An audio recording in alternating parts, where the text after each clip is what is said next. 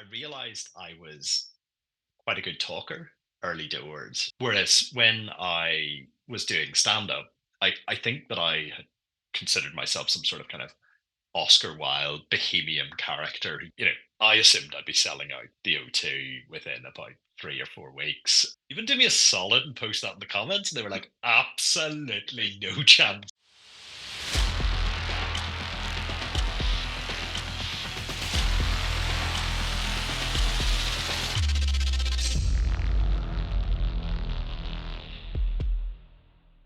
Hello, and welcome to the latest episode of But Is It Legal with me, your host, Simon Marshall. Hi. I'm the founder of a law firm marketing agency called TBD Marketing. And yeah, we wanted to make sure that we heard from the great and the good across the legal industry. And that's why today I'm joined by the world famous William Peake, who is a global managing partner at Harneys, which is a global offshore law firm. I've got to get that phrase right, global offshore law firm. I think if you just call people offshore law firms nowadays, they tend to get offended, right? A global offshore law firm. So, William, thanks for joining us first. And please, could you tell us a bit about yourself and maybe a bit about the day-to-day role? Yeah, absolutely, Si. I'm choking up from such an emotional introduction. Thank you. Nobody's usually this nice to me. So yeah, look, my name's William Peake. I'm the global managing partner of Harneys. What does my day-to-day role look like? It's managing a global business. It's trying to make sure that our offices from Singapore to Bermuda are all ticking along nicely, and I'm very much the glue to making that happen. But of course, I sit on an executive committee with a lot of people who do an awful lot of hard work that I then take the credit for. And it's an amazing business model, Si. I would really recommend anybody to lean into it as a thing. The idea of having a global managing partner who takes the credit for the work is It's wonderful. It's a absolutely dream. wonderful business model. Is it a lot of travel involved in terms of the nature of the role then, given where you're based and the kind of the structure of the firm? Yeah, so there is a huge amount of travel involved. I knew that when I took on the role 18 months ago, and I genuinely believe that it is impossible to take the pulse of an office unless you are there living and breathing it. And what I try to do is spend actually more than just a couple of days in any office. I'll try to go for a fortnight so that I can actually get the rhythm of the business. And I think one of the things that really surprised me about my role was the conversations that I'm having are typically with very senior people in the business around their careers, around their practices, around their offices, and it's nigh on impossible to have those conversations in one take. You need to build up the conversations. You need to set out things both for them to think about and for me to think about. So that takes time. And it's also, there's a real rhythm to those conversations. They could be over a breakfast, they could be over a coffee, they could be over a glass of wine. Uh, so it's really building up that rapport again with people each time. So there is an awful lot of travel involved, but it is absolutely worth that investment time. I've got a theory that that's why cricket is such a popular BD exercise, right? Because you've got these three sessions throughout the day, and in session one, when you're having your chat with your friend, they kind of, even if you don't know them that well, right? They can hold the line, but by tea session, they're telling you what it is they like about Uh, their job. They've got their feet up on the chair in front of them, and do you know what I mean? It's yeah, completely it's different, so right? it's so true. Well, you can see my set of wisdoms behind me. So It's you're preaching magnificent, you're preaching magnificent. preaching to the converted there.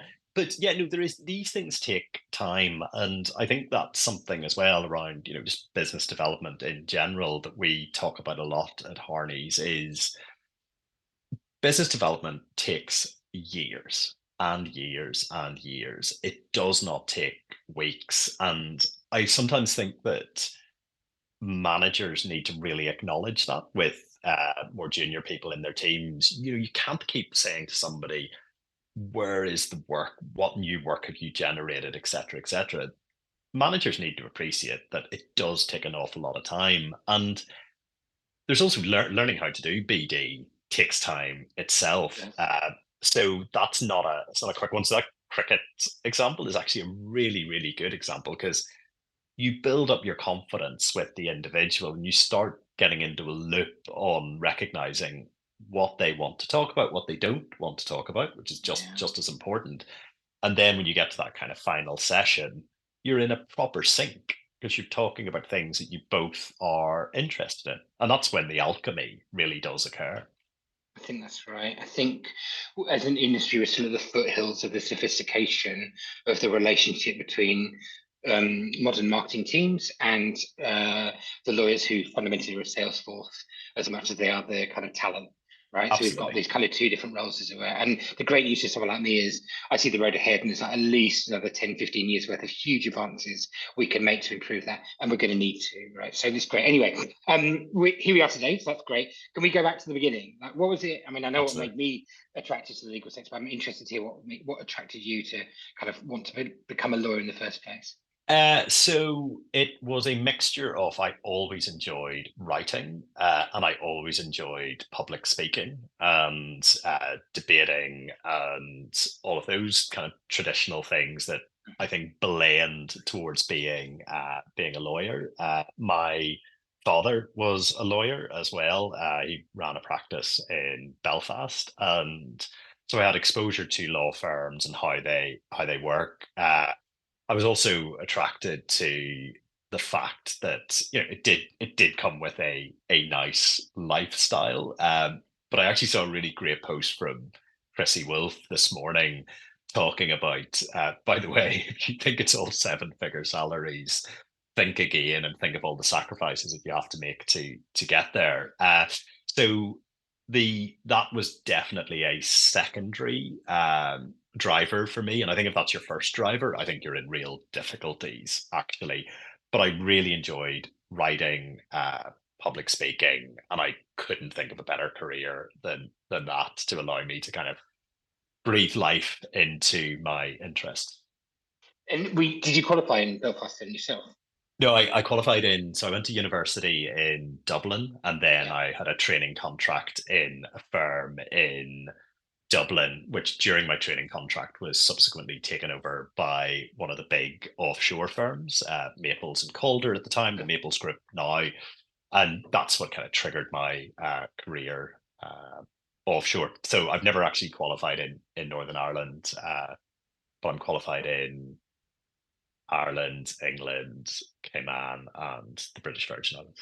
I guess I was asking because that Belfast community is you at your desk, but also advocacy is never too far away from the kind of the day job for a lot of people Mm. who are lawyers in that market. Like your dad may well have done himself in sustaining the Isle of Man as well, and that idea of that the theatrics maybe and the performance element of the career. I'm sat today in the Inns of Court, as you know, and these quite often those kind of characters under the English law system go towards Yes, barristers rather than lawyers, as it were. But in Belfast, you don't have to choose, and so that's hence my question. But as well, great. So that's how you decided you wanted to do it, and then when did you join Harneys? Tell me a bit about that journey and kind of how it's been since then.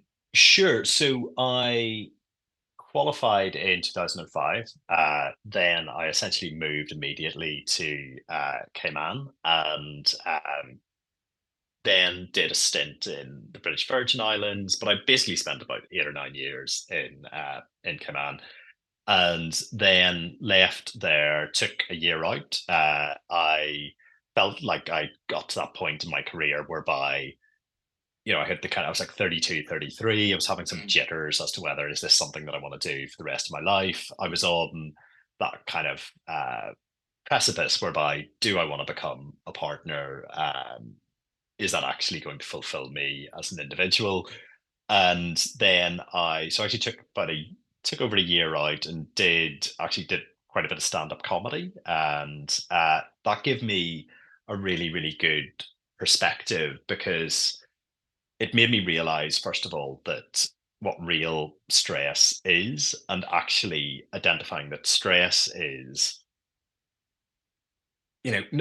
not being able to make your electricity bills. Stress is not being able to pay your mortgage. That's genuine stress. Now, I'm not in any way belittling the stress that uh, people involved in the financial services or people involved in law feel, but a lot of that stress can be brought on by trying to kind of keep up with the Joneses or live a lifestyle that you actually can't afford, and that's endemic amongst law firms.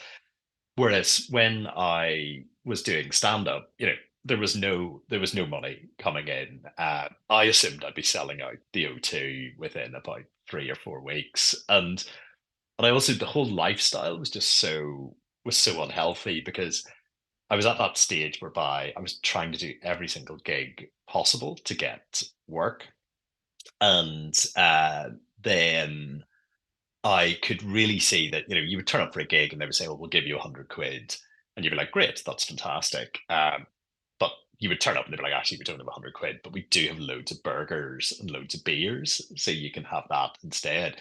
It's a really, really unhealthy. It's a really unhealthy lifestyle, and you're also out every single night, and then you can get into that lying in bed all morning.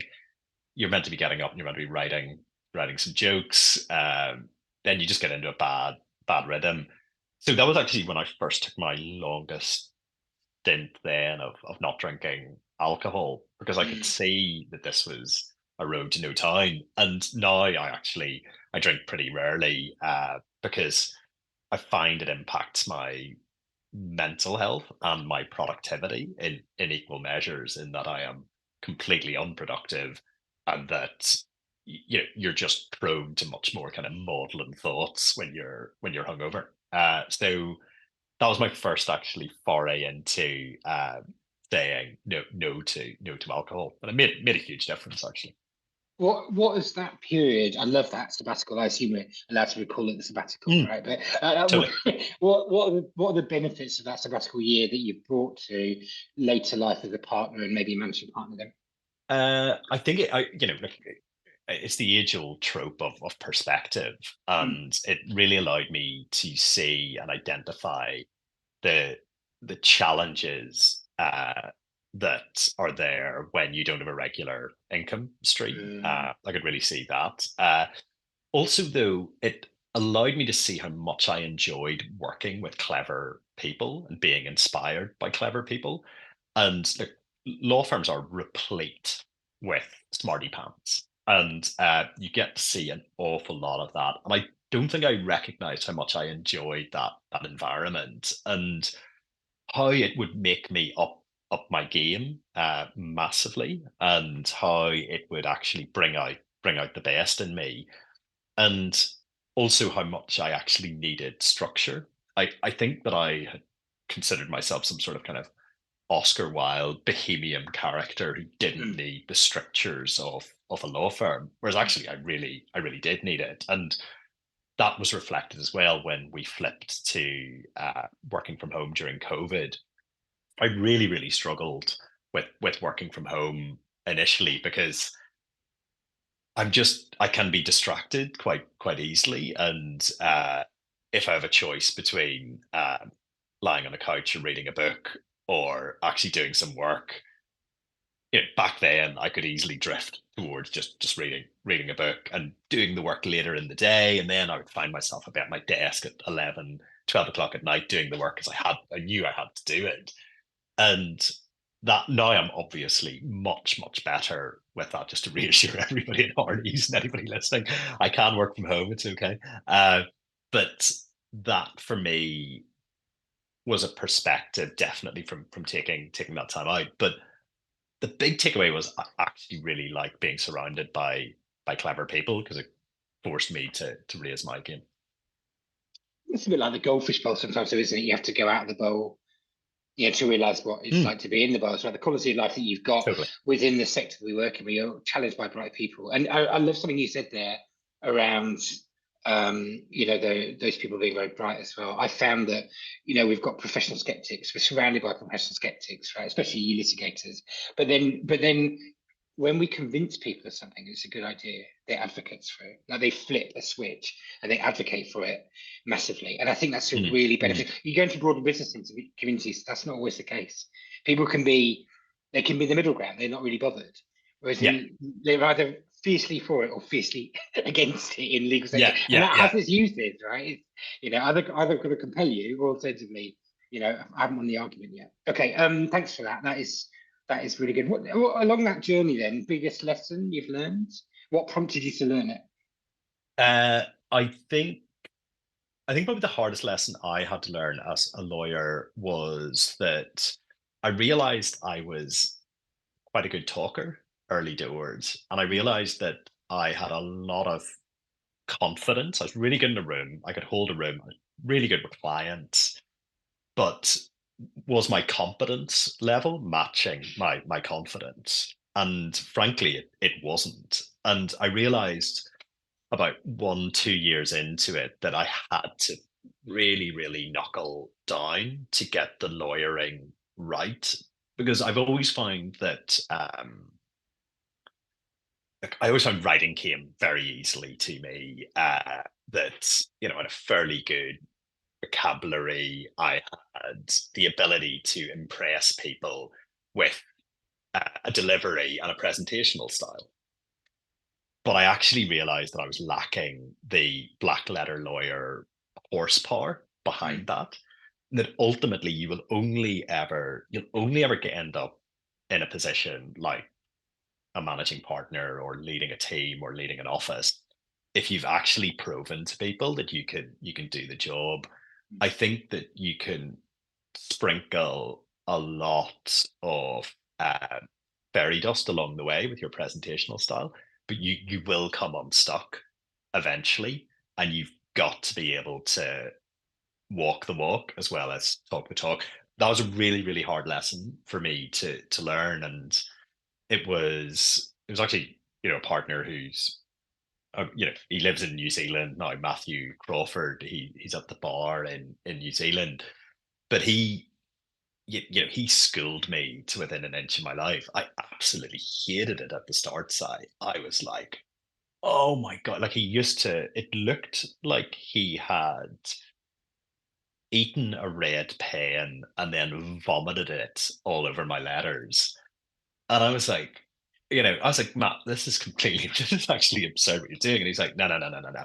You are producing second-rate work for me. This will not stand. But I remember the absolute pride when I prepared a 2 3 page letter that came back from him with the word fine.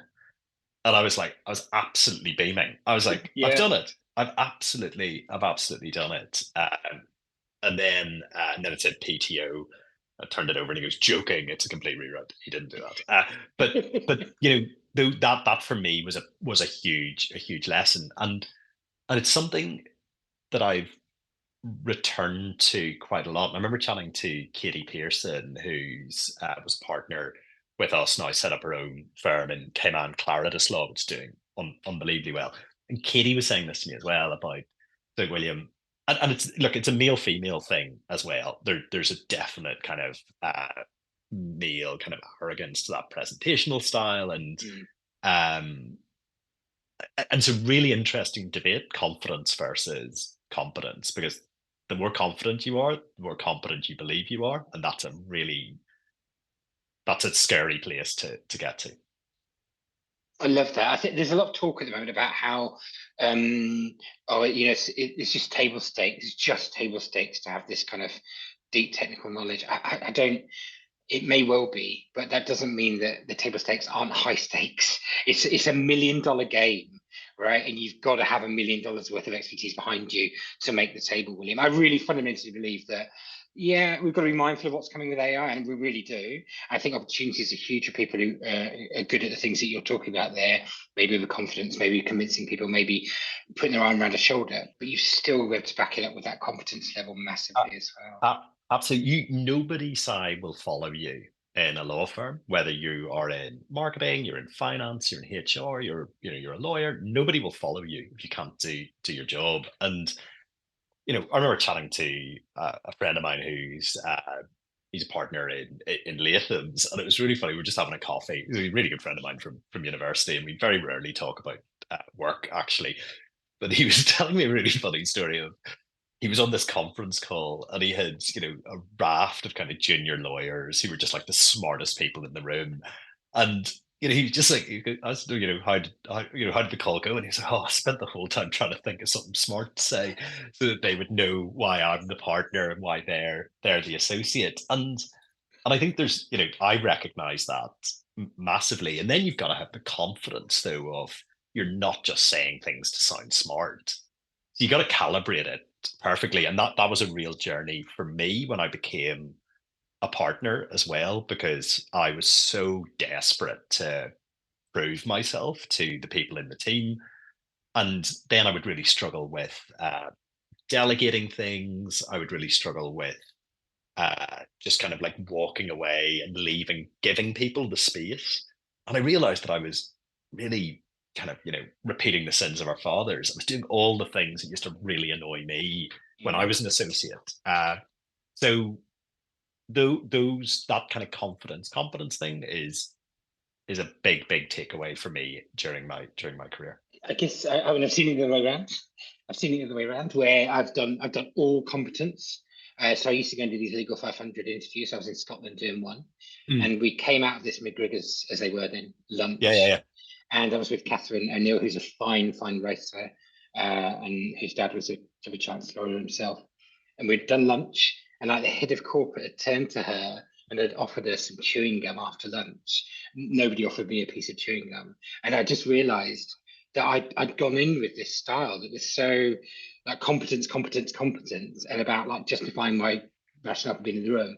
And Catherine had just charmed them within a few sentences to realise she was a human being, and yes, she was going to be judging their practice. So I learned a lot from looking around Yeah, and yeah. seeing the other side of it as well. So yeah, I think it's a constant battle. And I think the joy of turning into, in my case, into your 50s, is that you can start seeing the things that you don't have, and you don't see them as competitive threats, but you see them as opportunities instead, and say, I'd like Absolutely. to do a bit of that. Well, speaking of which, it'd be great to hear. There aren't too many managing partners doing it, and fewer still global managing partners of global offshore law firms who are really active on LinkedIn. So, what prompted you to get going on it, and tell me a bit about how it's been for you? Yeah. So at the end of last year, we were going through all our kind of marketing budgets, etc. And you know, the the world, you didn't really know where the world was back then. And I was just thinking about it. I know this is one of your kind of themes of LinkedIn is free, right? LinkedIn is Yeah. free. There are billions of people on it. And when I was selling out the O2 for 12 nights in a row, I was on Twitter a lot, and I had quite a decent following on Twitter, and I was doing, kind of clipped writing, and a lot of it was I was really good at writing a hook, basically. And so I was like, and I was one of those absolute cynics about LinkedIn. I used to say, it was just absolute just humbled and privileged. And it was awful. It was, my dad described it as this kind of cauldron of narcissism. And, and I think that was like one of the best descriptions I've ever heard of it for what I thought it was.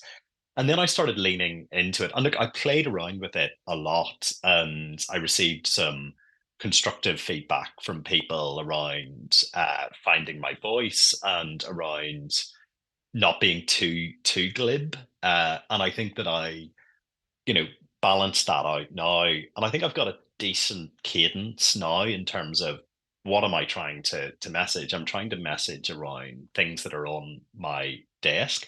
This is the question I'm constantly asked is how do you keep coming up with this content? And it's a theme.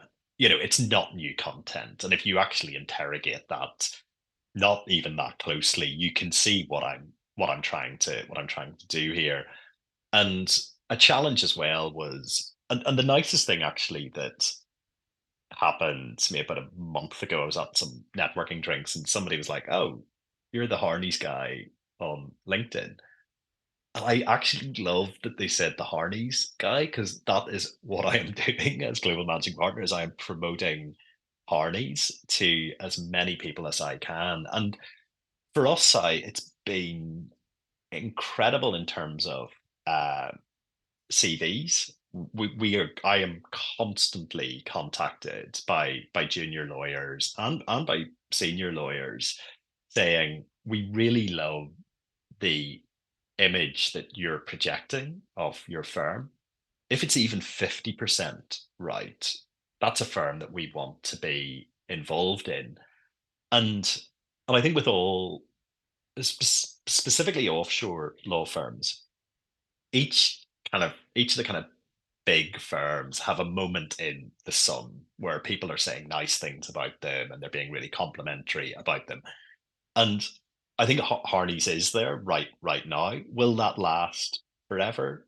Absolutely not. There will be, as you said earlier, these things come in cycles, Mm. but we're really trying to make sure that we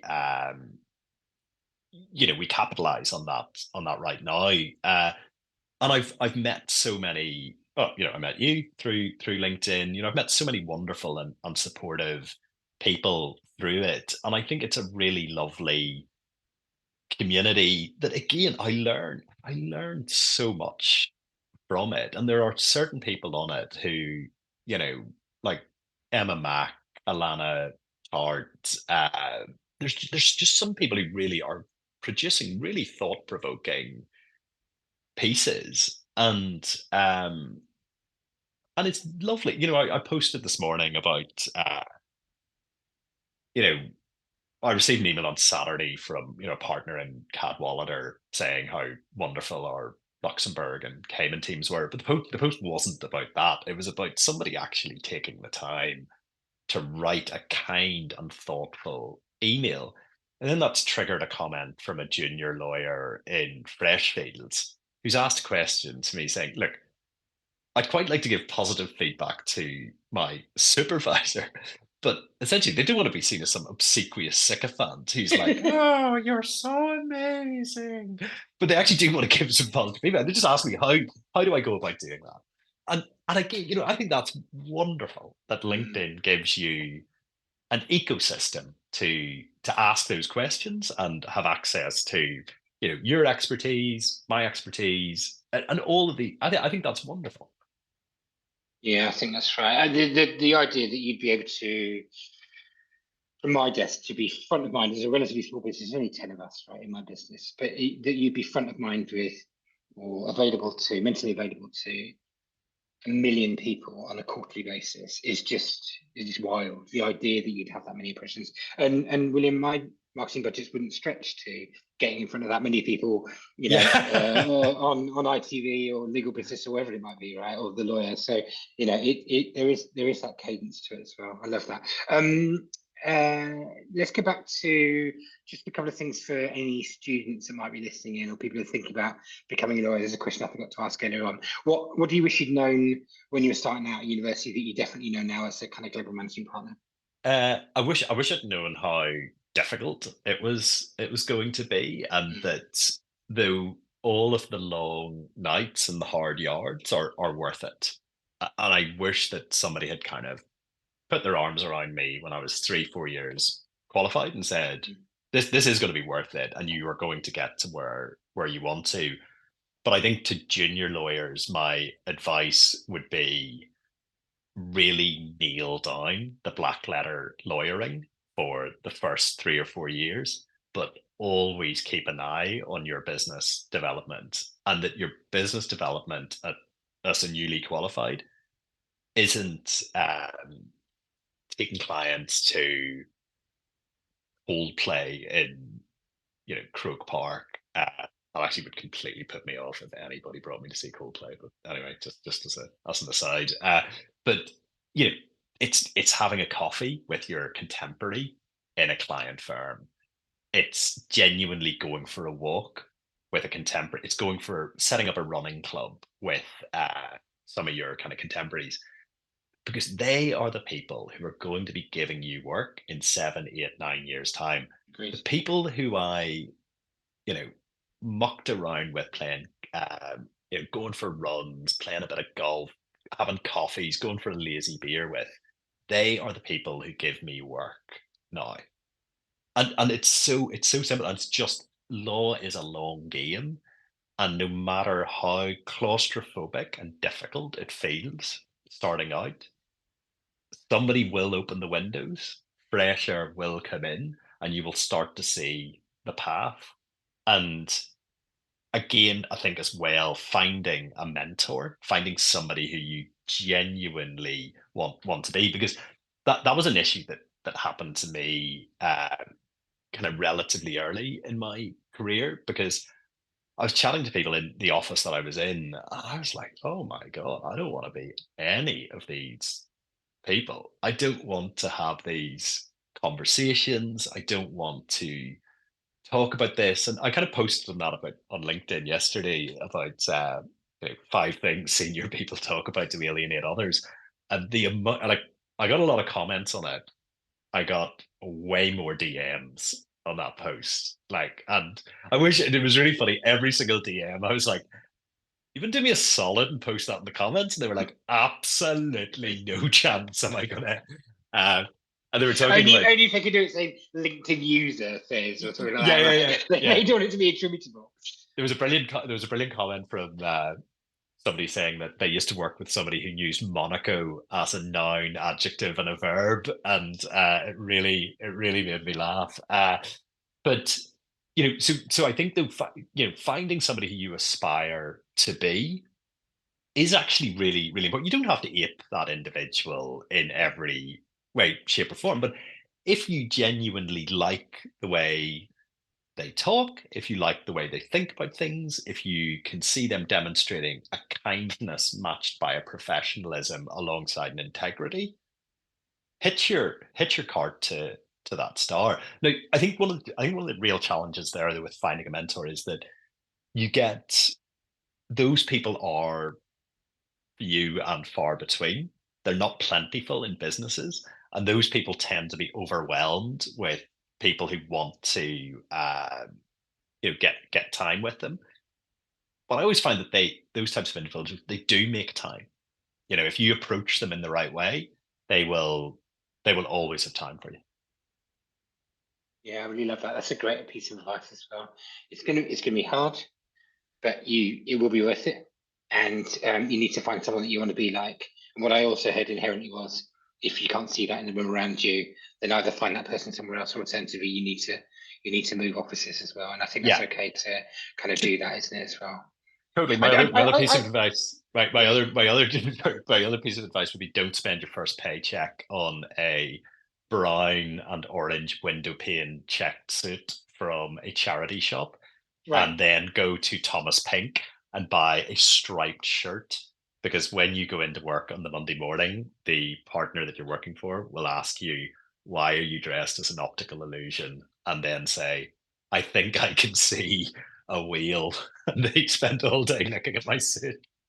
So that's my other piece of sartorial advice. It's quite a niche piece of advice, but I like it as well. So it's I know good. it's Now, given your love for sneakers, trainers, I don't know which part of the world you are now in. You'd have to call them sneakers, I suppose, rather than trainers. But given your online penchant for that anyway, I was wondering, it's my final question, by the way, if you could work at one sports brand, which one would it be and why?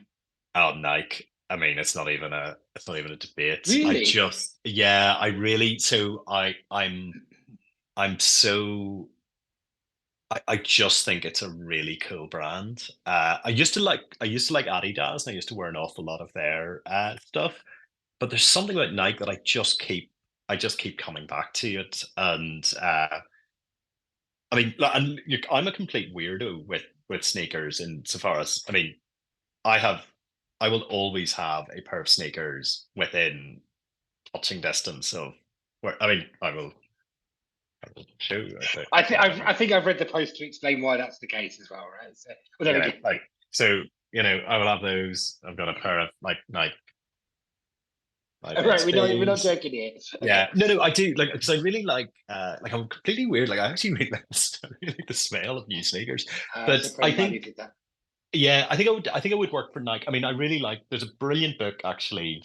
I don't know if you can see it, but it's this one sold out the golden age of sneaker Right. advertising. And Mm. when you look at what Nike did with Andre Agassi, so my first kind of when I started, I used to play a bit of tennis, and I was obsessed with the Challenge Court brand that Nike did. And they just always did something just really, really different and really, really unique. So I think, and I just always loved their advertising. So if you could rustle me up a job there, Si, that'd be great. I think they'd likely to call at some point anyway. I assume that you follow Sammy Unrab, do you? Do you follow her on LinkedIn? If you don't, then do. She's the head of social media for Nike, and she doesn't talk about Nike as such on Okay, no, I LinkedIn. don't She actually. advocates for parenting in the workplace, and she's an ex Oh, gymnast. So oh, go and check sorry, her out. sorry. Incredible, Sammy Sorry, Unrab. I have seen her posts. I don't think I follow her, but I have seen her posts in my feed. Yeah. And is she with Nike? I didn't even realize Yeah, that yeah, because her she's stuff incredible, is. absolutely. But she literally manages the global social media input and output for that organization. Oh Incredible. no But way. she's an athlete. I mean, she was a gymnast herself as well. I am for my own geekiness as well. I am keen on getting a pair of Ekins at some point. You know about the inner circle, but I can't seem to even find a way in to possibly get a pair of Ekins. I'm not even sure they exist anymore, but we'll I'll see. see. I'll see if I can see if I can speak to some of my contacts. Imagine, man, that Yeah. would be cool. Listen, I've really loved that chat. I'm hoping that we can catch up at some point when you're in London in the near future Definitely. as well, Definitely. and let's make something happen.